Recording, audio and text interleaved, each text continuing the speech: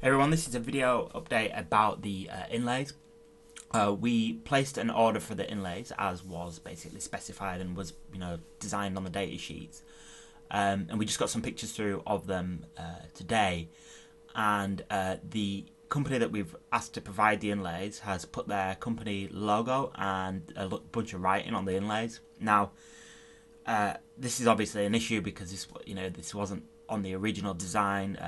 And so usually if a company sends you something that's not the same as a prototype, so they send you out a prototype, a sample basically, you then say, yep, that's perfect, mass run 50,000. And usually what happens is that the company will then just mass run exactly the same thing they've sent you because that's what you've approved and that's what you've agreed on.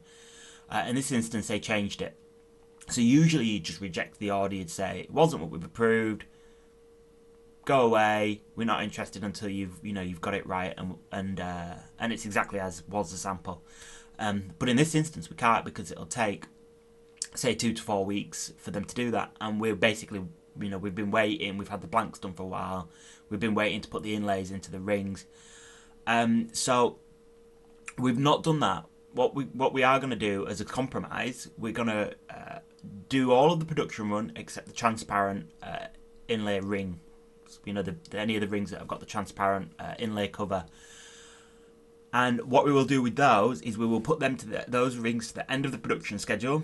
We've asked the company that's made the inlay to do a new production run of about, I think we're going to ask them to do 4,000 inlays.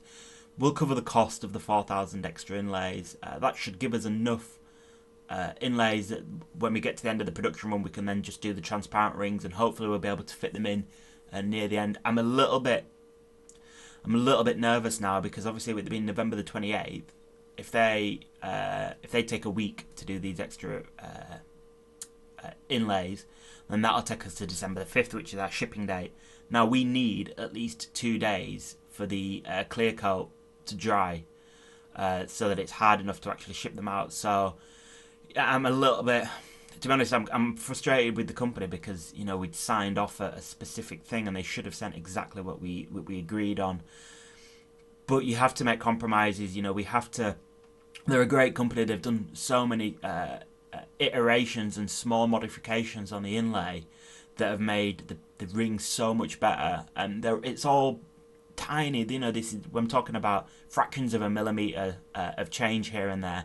But they're the small polishes that just give the ring the kind of polished or professional finish that we were really going for. So I'm kind of torn because I don't want to shout at them and be too aggressive and too forceful about getting our message across that they've made a mistake and they need to kind of accommodate our needs. At the same token of appreciation, I want to make sure that they're happy so we can continue working with them in the future. So I'm kind of in between a rock and a hard place. I don't want to be here. But the best thing we can do is compromise and work together to find a solution. So I've asked them to do the 4,000 unit production run. I've asked them to provide a schedule on that. I'm not feeling massively confident that they'll be able to get them done for the 5th now, or that we'll be able to get the production runs done by the 5th of the transparent inlays. I just wanted everybody to have a bit of an update.